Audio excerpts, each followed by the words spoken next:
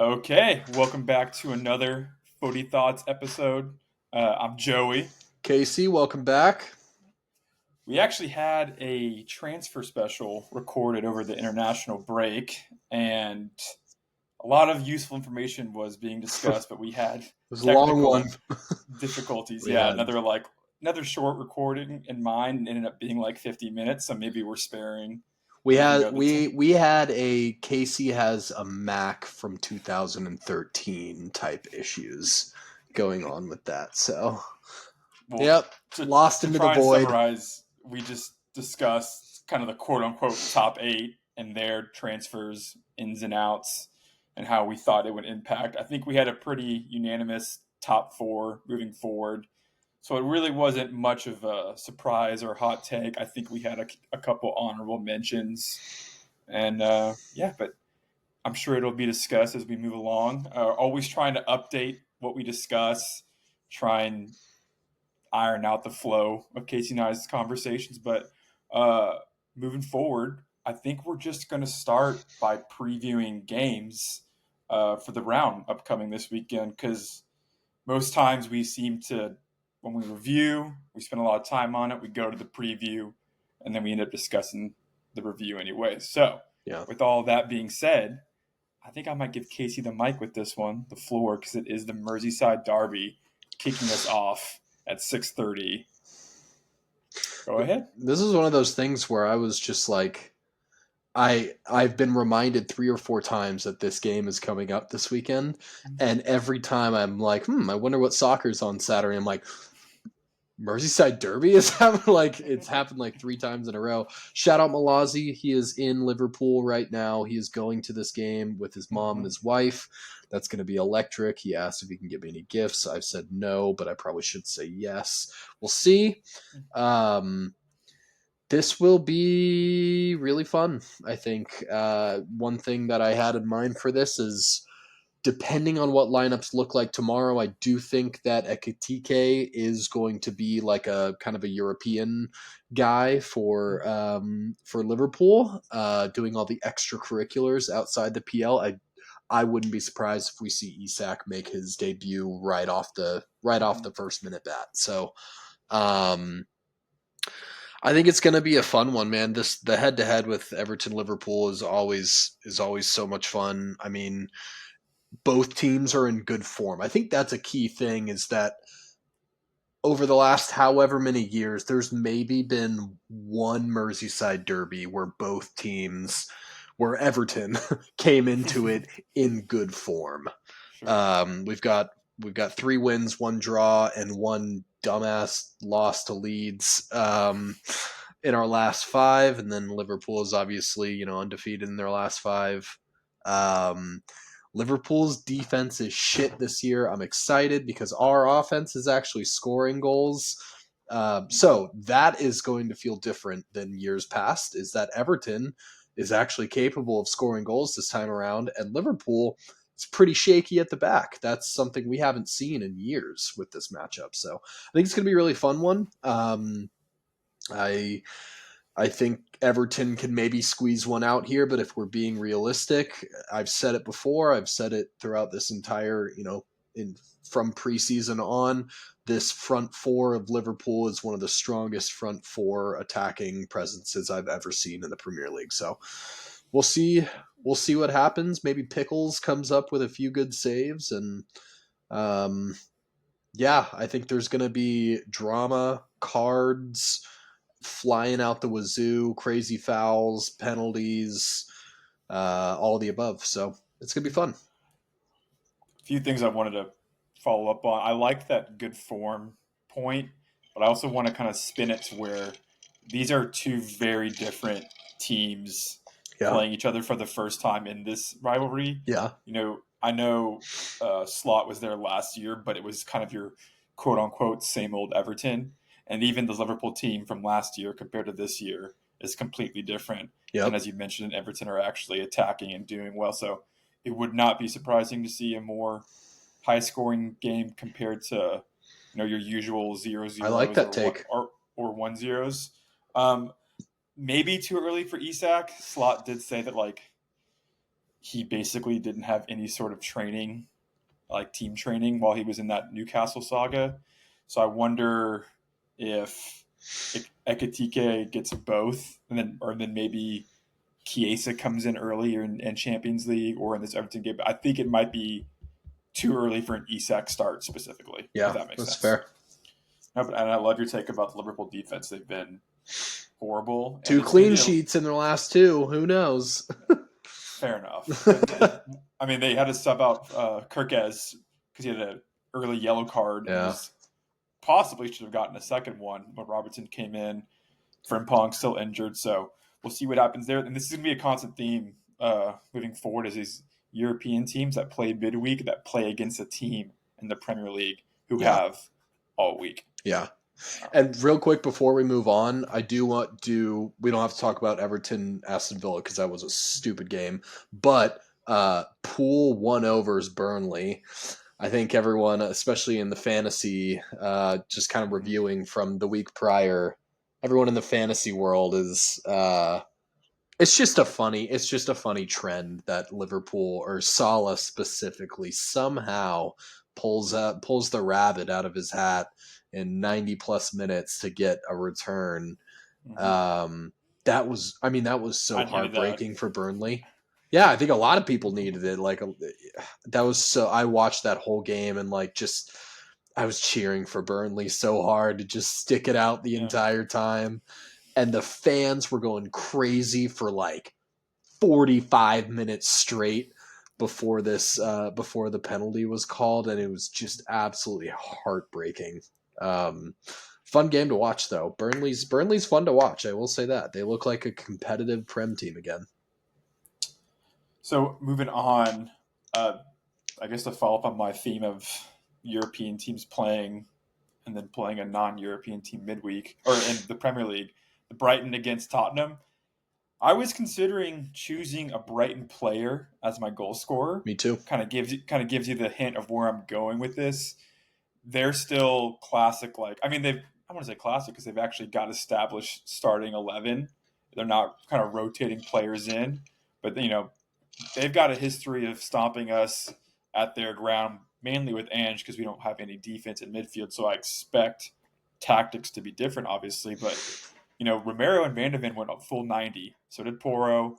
That was a feisty game. Yeah, that was a feisty game. So many yellow cards, so many harsh tackles. Yeah. And it's also just emotionally draining too, being the first home game for Champions League. And obviously it was a priority, but I mean, it is Tuesday, and it's gonna, there will be days for recovery for Saturday, but there has to be rotation for this game. Yep. So I just think that specifically this game, we're gonna see a Tottenham that, and you have to do this. You can't finish 17th every, but you see a Tottenham that might park the bus a little bit. You might see a little bit more of a defensive team because Dom is not healthy, so we're probably going to see a Matthias Tell, a striker who he's promising, but he's 20 and he's more of a left wing, left forward, and really hasn't had good hold up play. But I just think that this is probably an understatement, but it's Brighton's game to lose. I think that they should be heavy favorites in my opinion. I don't know. What do you think? Am I being anti-biased to Tottenham? I don't know.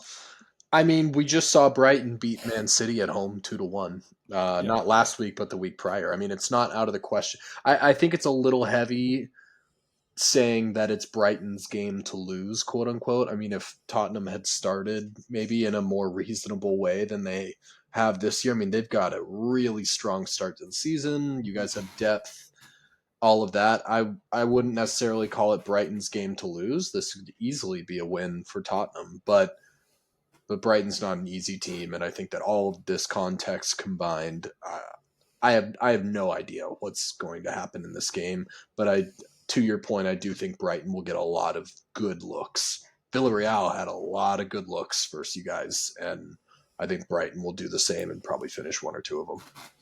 This might be reaching, but the way Pepe had so many left-footed shots that just missed the post, who to say that Minte wouldn't be able to do that? Not that I can even compare their finishing, but still, it's a left-footed player cutting in. So, probably a little too pessimistic, but I want to temper my expectations because we've only conceded one goal this season, and it was off a fluky deflection against Bournemouth that hit Romero and looped over Vicario and Yeah. went in. So, like, I just think that trend has to break, and I think it'd be reasonable here because from here until the rest of the week until international break, we play 3 games a week. Yep. So I just don't think it's realistic to think that we can get results at every single one. But we can move on from that. Burnley.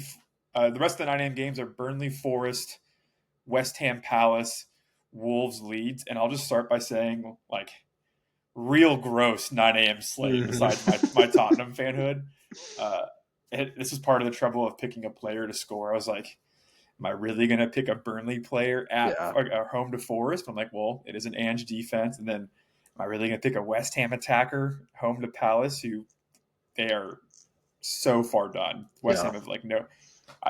I don't know what's going on there. And then, do I pick a Wolves attacker? I don't even know who's going to start at striker for them. Like, I might parlay the 0-0 in all 3 of those. At least the first half draw in all of them. Yeah, it's just it's a gross slate. Palace, this would have been fun if they had. They're still pretty injured. They don't have Wharton and they don't have Ismaili Sarr. Still, they're projected to come back next week. I do want to spend a moment on Burnley, and I kind of hinted at it with them playing an Ange defense. Burnley are good.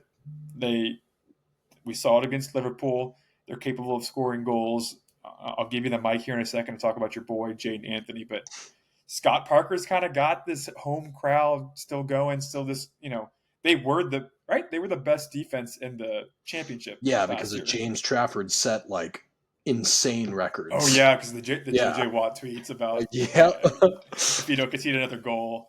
I forgot what he's gonna. Was it a tattoo or something? I don't remember what the JJ Watt thing was, but I remember it was something like he had to achieve something absolutely absurd, and he did. It was like not conceding another goal for like the last 4 months or something like that. He was going to unretire. That's what yeah.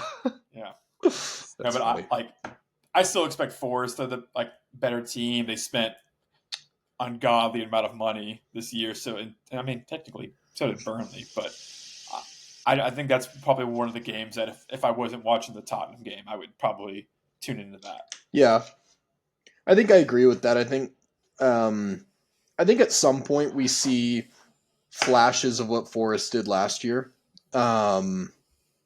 because like we said in our first episode, or at least I was harping on, is that Forest is going to be a big fade this year. I mean, they lost 3-0 to West Ham, which is really bad. They lost to Arsenal, they tied Palace, and they beat Brentford.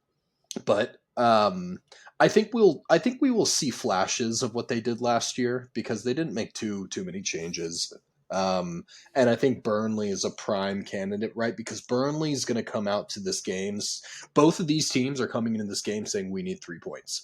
We can get 3 points from this game. We need 3 points. I think it's going to be a lot more open than people think. When they see Burnley versus Forest, they're going to think, oh, this is just going to be a sleeper close battle. But like when 2 teams at the bottom of the barrel currently, even though Nottingham Forest, I guess, doesn't deserve to be there, when 2 teams are there, they both go into the game thinking we need 3 points, and they attack. They both play each other's game. They don't have their tactics all tight and conservative because they're playing at Anfield to live. They don't do that. So I do think this game can be a lot more open than people think, and I do think we'll see a flash of the unicorn Forest that got them into some European competitions last year.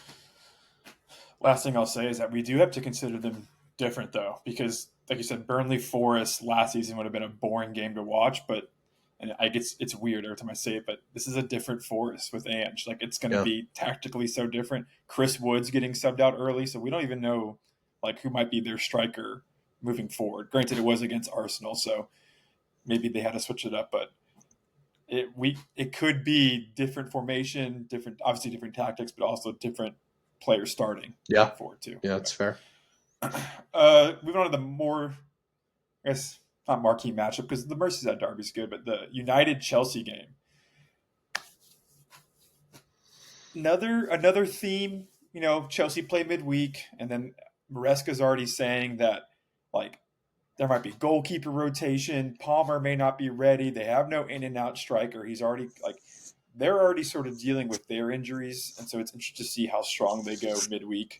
I've got no clue who they're playing. Maybe I should look that up. But United at home, I mean, it was against Burnley, but they did score 3 goals. They also did concede 2. So I think this is definitely a game that will be a lot of fun because you got to imagine João Pedro gets in this game too and just have a field day with that Yeah. Bruno Bruno Ugarte midfield. He's going to be sitting right behind whatever striker is playing. It should be a very, very fun watch. Yeah. I want to see that Palmer quote because I'm very curious about that because he looked very much so fully healthy when he came on. And I think it's funny for United's luck that watch Cole Palmer just like after the whole, all of the nonsense of him not scoring since January and all of that kind of stuff. And then he comes on and scores his first goal of the season. And it's a great goal. And then he's fully healthy. He starts versus Man United and drops that like 4-goal bomb or whatever he did last year. Like just that kind of, storyline. I do think this game's going to be fun. There's probably going to be goals of flying. And I think a lot of them are going to be error related from bad passes. I mean, I don't know, man. It's hard not to foresee a same Man United season as last. Even though we, you and me both predicted it was like, all right, jokes aside, Man United, whatever. They're going to be better than they were last year, but by more of a margin than people are expecting. Which I still stand by that take, but like so far this season, man, I don't know. I don't know. So I'm just curious because I don't really know. Chelsea's gonna have to rotate a lot. I think Chelsea will score at least 2 goals. I think. Oh wow. Yeah, Okay. yeah, a little aggro on that, but I do think so. I think Chelsea's a real loss this season. Like, I don't know why we're both so pro like United being good. Like, we have no benefit from this, but I'm looking at their fixtures and like, you can't expect them to beat Arsenal first game of the season, and then they lose to City pretty poorly. But like, I guess it is just the Burnley. I still have hope. No, I think the hope is from their signings, like Embuemo and Cunha. Like if they ruin Cunha's those, going to be out. Okay. Well, still, I just think I'm talking about like over the course of the season, like Sesko too, like those 3. I'm like, if Man United can't get it together, if they ruin these players, like there is no hope at all. Well, you got Onana in his first game at Turkey making 8 saves, and then I didn't know that. That's funny. Rasmus Højlund with Napoli's first start. That's right. Goal I did see match, that. and it's just dude, I'm telling you. Yeah. My goal scorer is actually going to be coming from this game, and I think you can hint at where I will be pulling it from. Yep.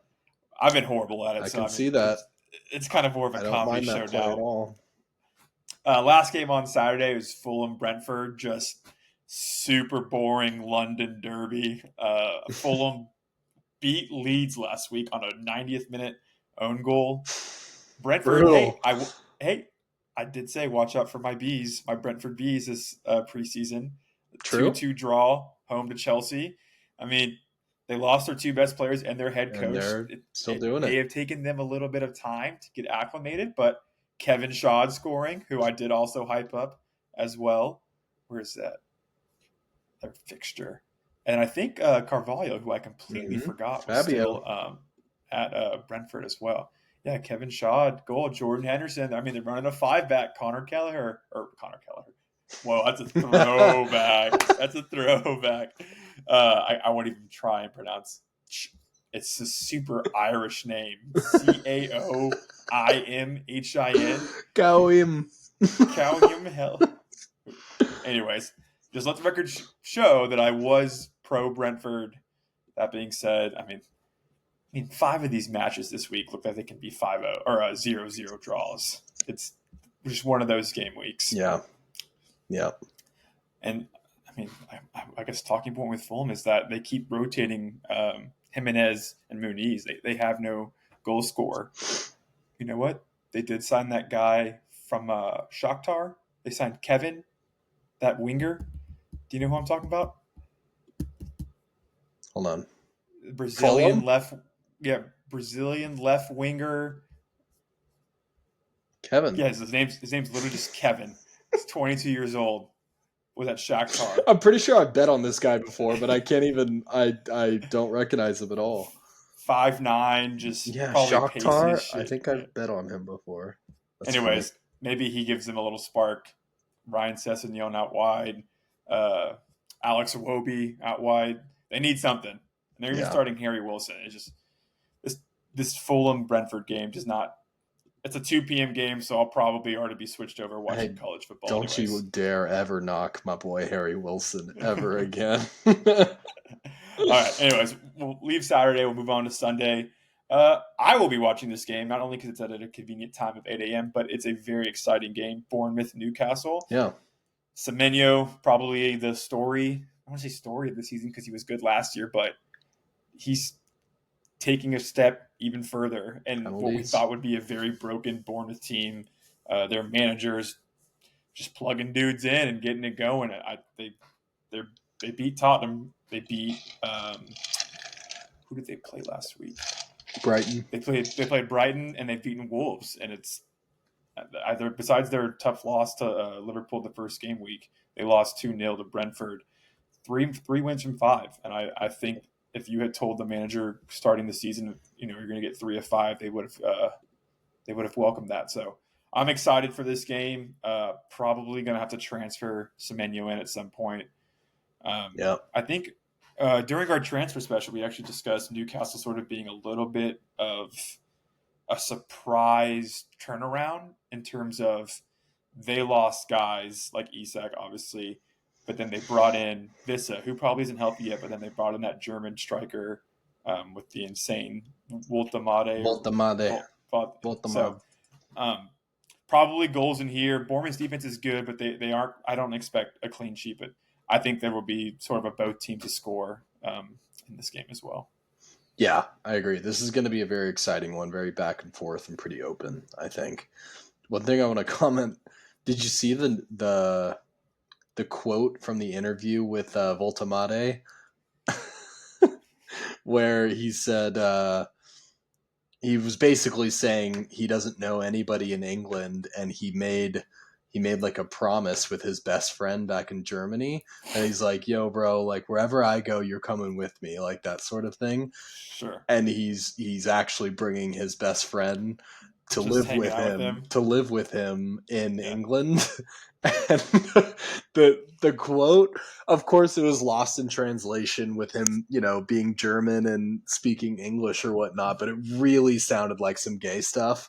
And just the way the quote was just the way he said it was just funny. It was completely innocent. He was just like, yeah, we Just don't. bringing his partner with him. Yeah, he's bringing his partner with him, and it's just really funny. And what a hookup for that best friend, right? Like if you've been a good friend for this guy his entire life, and Mm-hmm. you're just like, hell yeah, I'll move to England with you and live in your Let's do it. fucking $1 million home while you have this gnarly Newcastle contract. Anyways, I just thought that was really funny. I'll send you the quote after this, but um, The player best friend to becoming the agent pipeline yeah, is crazy strong with work. that one. Crazy work. Yeah, yeah, exactly. No, I don't really have too much more to add on that game. I think it's going to be a very exciting one, though.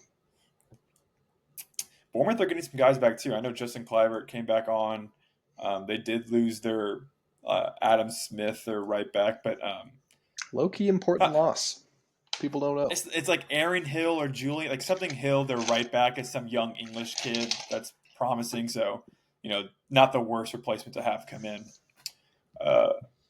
Last 8 a.m. It was 2 8 a.m. games. Second one is Sunderland, Aston Villa. I mean, another Yawn, snooze apparently, fest. because Aston Villa sucks ass. F you, Ollie Watkins. Well, this is the classic, like, oh, Sunderland's been good at home. Like, all these promotion teams have had strong starts to the season where, the media, like, oh, Villa can't score. They just lost out in the EFL Cup today. Like, this season, like, this is going to be like just when West Ham beat Forest 3-0. Everyone's going to sell Rodgers. Everyone's going to sell Watkins. Yep. Everyone's going to bench their Aston Villa defense. And next thing you know, it's, if you sleep in on Sunday, you're going to see like a 2-0, 3-0 Ugh. Villa win. It's gonna make me so mad. I already know it's gonna happen. It's Watkins just is what's going to so happen. out of my team, but it's gonna make me so mad. It's inevitable. Should give praise to Sunderland though. Their rise from League One up to Premier League in this short amount of time. The players they brought in seem very tactical, and I don't say like past newly promoted teams just brought in dudes just to have them, but it seems like they went out and spent money, but then also spent it responsibly, if that makes I sense. think Like every that's Go ahead. no that I'm tailing off of your point here, but I want to add a little something where um I want to talk about Sunderland like a little bit as like an organization as a whole. It really feels like they obviously, were in the news about how much money they spent because it sounds like they have a dedicated plan to say we are staying in the Premier League. We are going to be a Mm-hmm. Premier League team. And from a coaching perspective and an organization perspective, they brought in so many new faces, a lot of ones that have not played in the Premier League before. Mm-hmm. It sounds like they did a really good job at communicating to all of these players, this is how you play in the Premier League. It's not like how you play in Germany or in France or in all the other places these guys have played in. It's not like that. This is how you play in the Premier League, and this is how we're going to do it. And I think the manager, um, Regis Libri, I think he deserves a lot of credit in that sense for corralling this team from a communication perspective of like, it is different. This is how you need to do it in order to accomplish our goal of staying in the Prem. And it sounds like it's working. He is getting his message across to his players, and his players are playing for him in a very passionate and very just like intelligent way of like, we understand how to stay up in the Premier League. So I'm impressed. Color me impressed with the Sunderland start so far. I don't have the comparative numbers between Sunderland and this year's promoted teams and past seasons promoted teams, but I know, like, I enjoy watching like teams YouTube videos that they post, like match day stuff, like training from the week, just kind of getting like quotes here and there, and they post a lot of good stuff on YouTube, and it's they made a point of moving on from the key players in their two promotion seasons and acknowledging like we couldn't have gotten promoted without you guys, but we need to move away. Like we need to go our separate ways now. And I think some promoted teams have a hard time Yeah, doing I that, if agree. that makes Like sense. this ex player deserves to get his chance in the Premier League because he's Because they've been with literally us. the reason. For Yeah. example, on Leeds, Joel Pirot. I mean, his stats in the championship last year are almost dedicated to the reason why Leeds got promoted. Mhm. And he's having a rough start to the season. I mean, Leeds is looking okay so far, but I mean, they probably go back down in my books. Yeah. But I can see that being the case with him. I mean, they brought DCL in as well. They brought in someone else too, but you could still tell they were just like clinging on. Where it's like, yeah, that's a great point because we see that so often where these incredible, especially at the striker position, they come up and they score so many goals in the championship, and then they're absolute dead wood in the Premier League, and they don't know how to adapt. I think that's a really good point. Like their goalie is sick. He's got a couple of clean sheets and penalty saves. They brought in Nordi Mukiele from the German league, Granit Xhaka, Granit Xhaka Diarra, was so huge for them. Lefi, like Reynaldo from Atletico Madrid. Their captain last year, he has a shoulder injury. He probably won't start a game if everyone is fully healthy, if that makes sense. Yeah, And that just shows what kind of turnaround they did. So they did, like I like the YouTube video. They said, hey, like highlight these players. These were the people who like they're our backbone. They're some of them are from Sunderland. Like they got us here, but like in order for this club to succeed, we have to go a different way. So yeah. thought it was cool. Last game, Arsenal, Manchester City, probably the game of the weekend. Last time they played, Arsenal beat them 5-1. I Definitely don't do remember not think. that. Yeah, yeah, you do. Yeah, I probably do. it was I mean it was Man City last year. They weren't like the Man City Oh we know yeah, of. Yeah, February 2nd, 5-1. yeah, I I remember mean that. they just beat him down. But Yeah, expect more of our usual sort of draw 2-2, 1-1 yeah, game here. Just uh, you know Pep coming in tactically aware that Arteta's gonna be more defensive. They went pretty much full strength for their Champions League match. I assume Manchester City will do the same. Interesting why City didn't play today with Arsenal, kind of giving Arsenal one more day of extra rest, whatever. But uh, you can talk about tactics all you want. Who knows who Pep will throw out there? Foden finally got his first start last week and scored against United. Maybe he. I saw some quotes too about Pep or Pep's like it's so good to see Foden finally back, and then Foden was saying he's had some nagging injuries, specifically like his ankles just aren't getting fully healthy. So maybe he's back in his stride. I don't know what you think. I expect a close game. Obviously, it's easy to say about that, but I expect the draw. yeah. I don't see any blowouts here. I don't see City blowing out Arsenal. I don't see Arsenal blowing out City because I remember that 5-1 is coming back to me where City was entering that game with so many question marks. They were in bad form. You could tell their defense was in shambles. They just didn't look like the same team anymore. Yeah, I remember that part. I don't see them going into that game with any sort of context like that. I think it's going to be one of your classic, like these two are the fighting champions sort of thing, where you're going to see some maybe one or two like really good goal scoring chances from each team. Um, and they'll probably put those away. I see a 1-1 or a 2-2, something like that. Yeah. Yeah, I agree. I agree. All right, so that was our preview of Game Week 5. We'll wrap up this episode with our goal scorer picks. We missed out on recording Game Week 4. Maybe it was for the best. Give our horrible takes a second to reset. Casey is currently 1-2. He's chosen. Oh, sorry. This is our one and done for goal scorer picks this season. For the first half of the season, game weeks 1 through 18, we have to pick one player to score. Once they choose them, they can't be chosen again. Casey has done Watkins, Gyökeres, and Cunha. I am also 1-2. I've done Ekatike, Semenyo, and Wood. I might have killed Wood's career. I transferred him in against West Ham, captained him. He blanked. They sacked Nuno, bought Ange, hooked 60th minute this first game. He may never score again. I don't know. Anyways, I say all that. Do you want to tell the people who my your pick pick is is? my pick is fucking Wood. I'm taking Chris Wood. Thanks for saying all that. Sorry.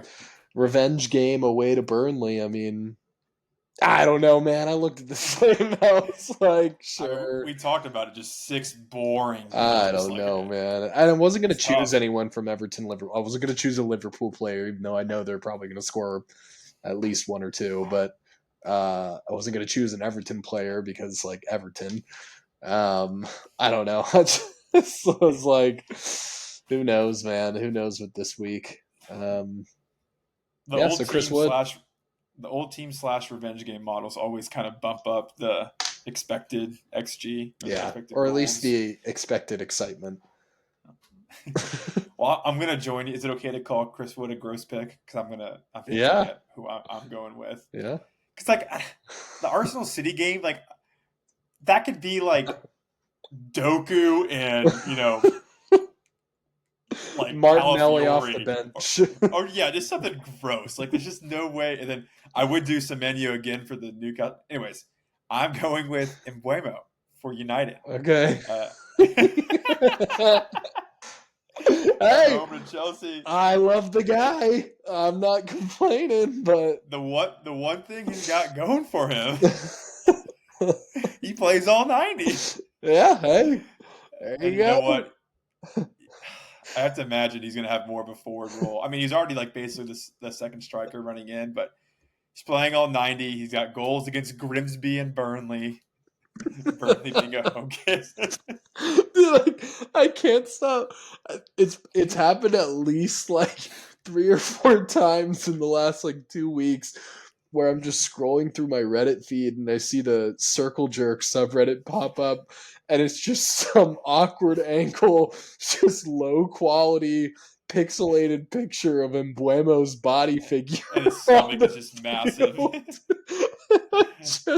I die every time because I'm such a big fan of his. I think he's so good, and I just die. Just that's like, watch out, my man's coming to get you, and he just like, oh man, it's so funny.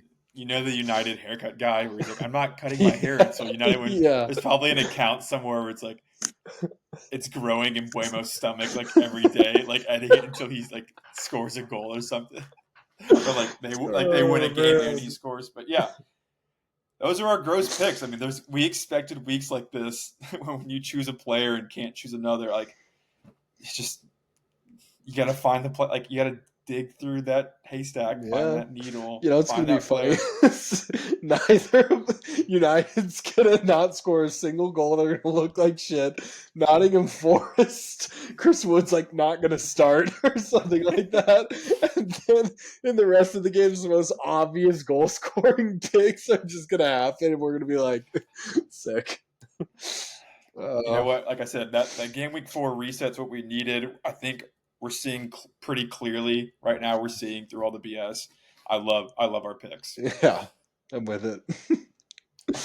Okay, that was our goal scorer picks. That was game week 5. Back in routine. Expect episode early next week. Yeah, peace out. Peace.